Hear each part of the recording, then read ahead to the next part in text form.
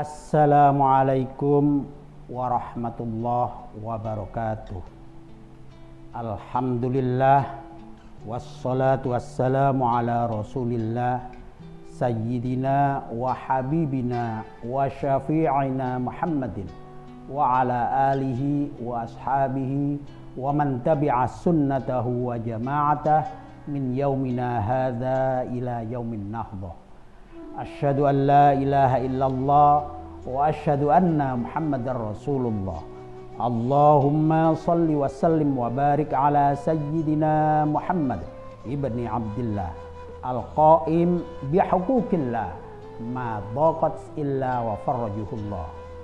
Pemirsa Bamusi TV yang dirahmati oleh Allah Subhanahu wa taala.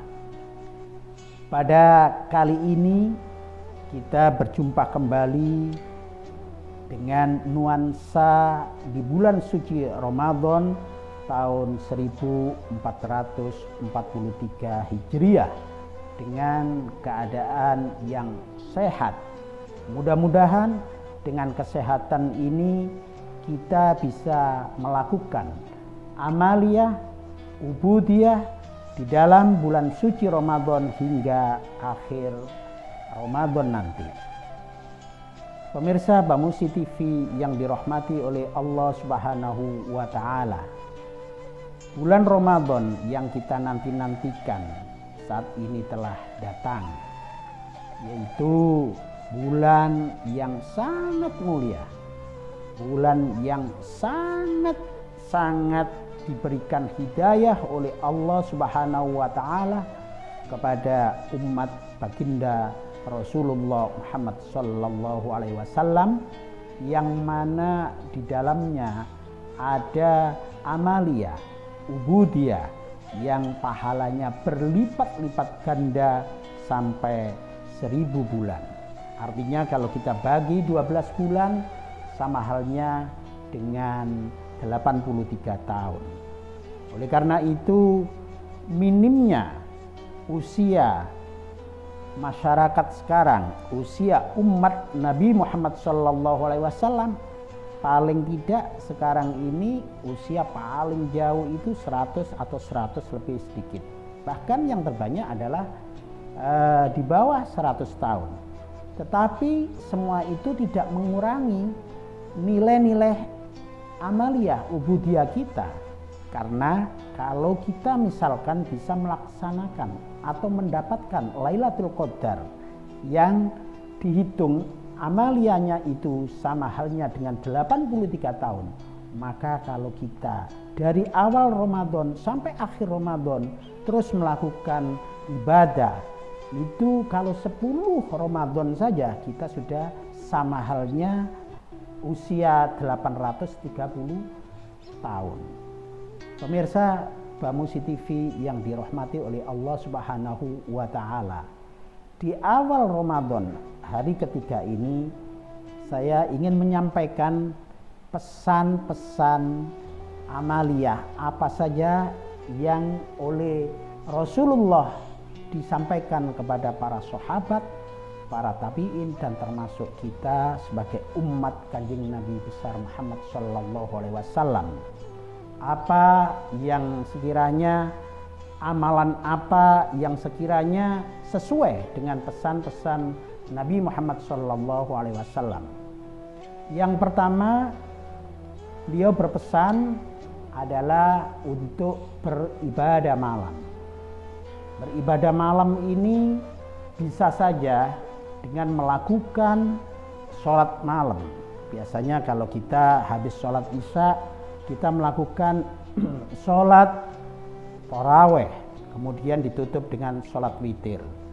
Kemudian biasanya umumnya kita membaca Al-Quran, yaitu yang terkenal kalau di Nusantara ini, di Indonesia ini, dengan amaliyat tadarrus atau darusan, membaca Al-Quran tiap hari semampu kita.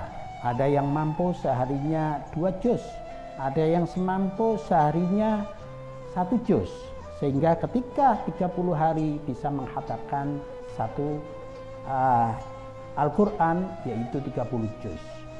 Tapi ada juga yang melakukannya berkali-kali dengan cepat, ada yang dengan murattal atau tartil. Oleh karena itu, amalan-amalan yang dipesankan oleh Kanjeng Nabi Muhammad SAW yaitu amalan yang penting, yaitu beribadah pada malam hari. Seperti sabda Rasulullah SAW bahwa beliau menyampaikan kepada sahabat Salman Al-Farisi, di mana sahabat Salman Al-Farisi ini juga pernah hadir di bumi Nusantara ini pada tahun 620 Masehi, yaitu tepatnya di Perlak atau di bumi Sumatera sana, di Aceh. Beliau bersabda, faqala ya ayyuhan nas qad adallakum syahrun azim, syahrun mubarak, syahrun fihi lailatum min khairi min alfi syahr. Beliau berkata, wahai para manusia, kalian telah dinaungi bulan yang agung, bulan yang diberkahi, bulan yang di dalamnya ada satu malam yang lebih baik daripada 1000 bulan, yaitu Lailatul Qadar. Jadi jauh sebelumnya itu sudah disampaikan pesan-pesan ini oleh Rasulullah SAW bahwa memang sebagai rahasia Allah kapan diturunkannya. Walaupun beberapa ulama berpendapat ada yang tanggal-tanggal akhir di bulan Ramadan yang ganjil.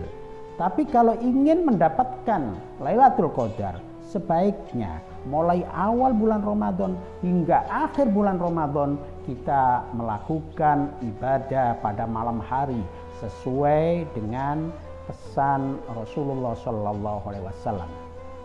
Memang banyak pesan Rasulullah SAW untuk melakukan amalia ubudiyah di bulan suci Ramadan ini. Tapi yang lebih kita fokuskan di sini 4 saja. Kemudian amal ibadah apa lagi? Yang kedua yaitu bersedekah. Rasulullah SAW merupakan orang yang sangat dermawan, dan kedermawanannya ini beliau tambahkan ketika memasuki bulan Ramadan, di mana memang bulan Ramadan ini bulan yang sangat-sangat mendapatkan perhatian khusus dari Rasulullah SAW. Karena apa? Karena memang beliau ini mencontohkan, mentauladankan kepada kita, sehingga kita memang benar-benar melakukan amalia seperti baginda Nabi besar Muhammad SAW. Bersedekah di sini bisa bersedekah untuk kepentingan fi sabilillah maupun kepentingan untuk kaum du'afa dan fakir miskin. Nah, salah satu bentuk sedekah dianjurkan selama bulan Ramadan ini yaitu kita memberikan iftar atau hidangan berbuka puasa kepada orang yang berpuasa. Ya, jadi yang namanya berbuka itu hanya untuk orang yang berpuasa.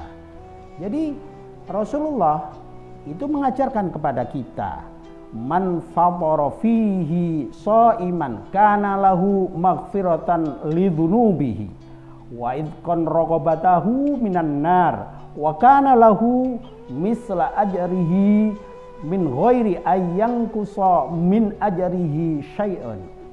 Jadi Rasulullah SAW mengatakan, barang siapa di bulan ini memberikan, maksudnya di bulan Ramadan ini memberikan buka puasa kepada orang yang berpuasa, akan menjadikan ampunan bagi dosa sang pemberi, pembebas antara ia dan neraka, dan ia mendapatkan pahala seperti puasanya orang yang diberi makan tanpa mengurangi sedikit pun pahala orang yang diberi buka puasa itu, sama sekali tidak mengurangi. Jadi artinya kalau kita memberikan iftar atau hidangan, atau kalau di sini ada takjil, bahkan makan atau berbuka bersama, itu kita mendapatkan pahala yang sama dengan pahalanya orang yang menikmati hidangan yang kita sajikan, tanpa mengurangi pahalanya orang yang kita beri. Itulah kelebihan-kelebihan di bulan suci Ramadan ini atas saran dari baginda Muhammad Sallallahu Alaihi Wasallam. Kemudian yang ketiga, pesan dari Rasulullah Sallallahu Alaihi Wasallam yaitu bersabar. Amalan sabar ini sangat-sangat difokuskan oleh baginda Muhammad Sallallahu Alaihi Wasallam.